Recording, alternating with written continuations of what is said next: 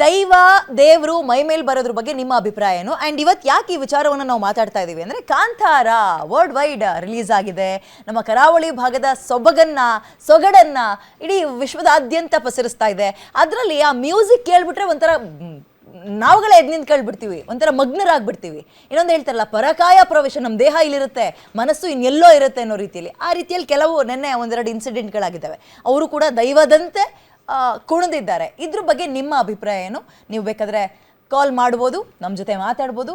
So ಚರ್ಚೆಯನ್ನು ಮುಂದುವರಿಸ್ತಾ ಹೋಗೋಣ. ನನ್ನ ಜೊತೆ ಈಗ ತಾನೇ ಜ್ಯೋತಿಷಿಗಳು ಡಾಕ್ಟರ್ ಸುರೇಶ್ ಗುರೂಜಿಯವರು ಜಾಯ್ನ್ ಆಗಿದ್ದಾರೆ. ಸರ್ ನಮಸ್ತೆ, ಕಾರ್ಯಕ್ರಮಕ್ಕೆ ಸ್ವಾಗತ.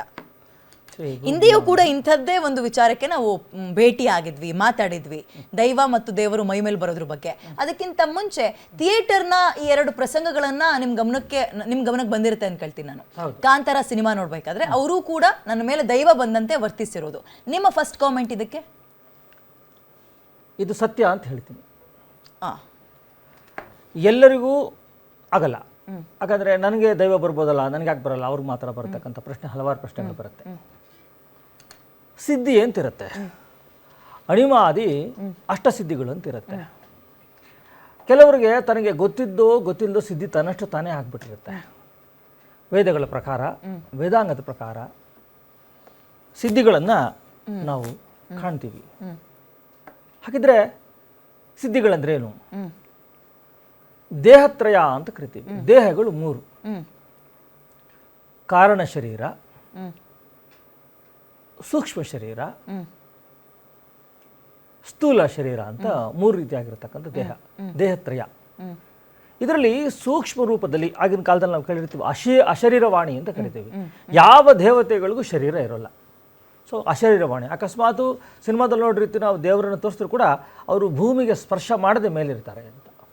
ದೇವತೆಗಳು ಭೂಮಿಗೆ ಸ್ಪರ್ಶ ಮಾಡೋಲ್ಲ. ಇದು ಕರ್ಮಭೂಮಿ. ಈ ಸ್ಪರ್ಶ ಮಾಡಿದರೆ ರಾಮರ ಥರ ಕಷ್ಟಪಡಬೇಕಾಗತ್ತೆ. ಸೊ ದೈವ ಭೂಮಿ ಸ್ಪರ್ಶ ಮಾಡಲ್ಲ. ಅದು ಒಂದು ಅಶರೀರವಾಣಿಯಾಗಿ ಸೂಕ್ಷ್ಮ ಶರೀರದಲ್ಲಿರುತ್ತೆ ಅದು ಅಂತ. ಆತ್ಮ ಪರಮಾತ್ಮ, ನಮ್ಮ ಆತ್ಮಕ್ಕೂ ದೈವಾತ್ಮಕ್ಕೂ ಏನು ಬೇರೆ ಸಂಬಂಧ ಇಲ್ಲ. ಪರಮಾತ್ಮನ ಒಂದು ಕಿಡಿಯೇ ನಮ್ಮ ಆತ್ಮ ಅಂತ ಹೇಳ್ಬೋದು. ನಾವು ದೈವದಲ್ಲಿ ಒಂದಾಗಿರ್ತೀವಿ. ನಾವು ದೈವವೇ.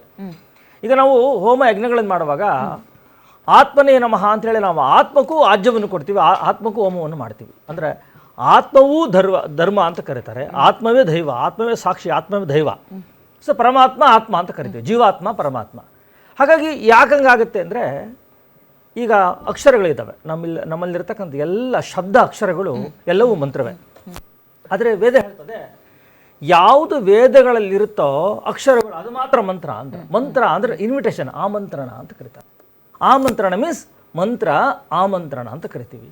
ಈ ಆಮಂತ್ರಣ ಅಂತಕ್ಕಂಥದ್ದು ದೇವತೆಗಳನ್ನು ಕುರ್ತಕ್ಕಂಥದ್ದು ಆಗ್ಬೋದು. ಯಾವ ದೇವತೆ ಆಗ್ಬೋದು? ಅದು ಶಕ್ತಿ ದೇವತೆ ಆಗಬಹುದು, ಯಕ್ಷಿಣಿಗಳಾಗಿರಬಹುದು, ಅಥವಾ ನಾಗದೇವತೆಗಳಾಗಿರಬಹುದು. ದೇವತೆಗಳನ್ನು ಮಂತ್ರ ಮುಖೇನ ನಾವು ಆವಾಹನೆ ಮಾಡ್ತೀವಿ, ಇನ್ವಿಟೇಷನ್ ಕೊಡ್ತೀವಿ. ಅದಕ್ಕೆ ಹಲವಾರು ವಿಧಗಳಿದ್ದಾವೆ. ಶಬ್ದಗಳ ಮೂಲಕ, ಸ್ಪೆಷಲ್ ಆಗಿ ಈ ಕಹಳೆ ಆಗಲಿ ಅಥವಾ ಈ ಚರ್ಮವಾದ್ಯಗಳಾಗಲಿ ಇವು ಮಾಡಿದಾಗ ದೇಹದಲ್ಲಿ ನಮ್ಮಲ್ಲಿ ಸಪ್ತ ಚಕ್ರಗಳು, ಷಟ್ಚಕ್ರಗಳು ಅಂತ ಕರಿತೀವಿ. 6 ಅಥವಾ 7 ಚಕ್ರಗಳು ಅಂತ ಕರೆದಾಗ ಸಹಸ್ರಾರು ಸಪ್ತಚಕ್ರ ಆಗುತ್ತೆ. ಆ ಶಬ್ದಗಳನ್ನು ಕೇಳಿದ ಕೂಡಲೇ, ಅದು ಮ್ಯೂಸಿಕ್ ಅಂತ ಅನ್ಕೋತಿರೋ ನೀವು, ತರಂಗಗಳು ಅನ್ಕೋತಿರೋ, ಯಾವುದೇ ಒಂದು ಶಬ್ದವನ್ನು ಕೇಳಿದಾಗ ತನಗೆ ಗೊತ್ತಿಲ್ಲದೆ ತನ್ನಲ್ಲಿರ್ತಕ್ಕಂಥ ದೇಹ ಜಡತ್ವವನ್ನು ಹೊಂದಿಬಿಡುತ್ತೆ, ಅಥವಾ ಗಾಳಿಯಲ್ಲಿ ತೇಲಿದ ಆಭಾಸ ಆಗ್ತದೆ. ಯಾವಾಗ ಗಾಳಿಯಲ್ಲಿ ತೇಲ್ತಾರೋ ಅವ್ರೇನು ಮಾತಾಡೋದಿಲ್ಲ, ಸುಮ್ಮನೆ ಸೈಲೆಂಟಾಗಿ ಮೈಯನ್ನು ತೂಗ್ತಾ ಇರ್ತಾರೆ. ಯಾವಾಗ ಮೈ ಜಡ ಆಗುತ್ತೋ, ಆ ಜಡ ಆದಾಗ ಒಂದು ಮರಗಟ್ಟದಾಗ ಆಗುತ್ತೆ. ಅವಾಗ ಏನು ಮಾಡ್ತಾರೆ ಅವರು? ಕೂಗಾಟ ಮಾಡೋದಾಗಲಿ, ಆ ಮರಗಟ್ಟದಾಗ ಶಕ್ತಿಯನ್ನು ತಡಿಲಿಕ್ಕಾಗದೆ ಹಾಗಾಗುತ್ತೆ. ಇದು ಕೆಲವ್ರಿಗಾಗುತ್ತೆ, ಕೆಲವ್ರಿಗಾಗಲ್ಲ. ಯಾರಿಗಾಗುತ್ತೆ? ಅವರೇನು ಮಾನಸಿಕ ರೋಗಿಗಳು ಅನ್ನೋದು ಬೇರೆ. ಆ ರೋಗಿಗಳ ಪ್ರಶ್ನೆ ಮಾತಾಡ್ತಾ ಇಲ್ಲ ನಾನು ಮಾತಾಡ್ತಾ ಇರತಕ್ಕಂಥದ್ದು ಆರೋಗ್ಯವಂತರು, ಸ್ವಸ್ಥವಂತರು. ಅವರಿಗೆ ಇದಾಗ್ತಕ್ಕಂಥದ್ದು ಅಕ್ಷರಕ್ಷ ನಿಜ. ಇದಕ್ಕೆ ವಾಗ್ದಾನ ಅಂತ ಕರೀತಾರೆ.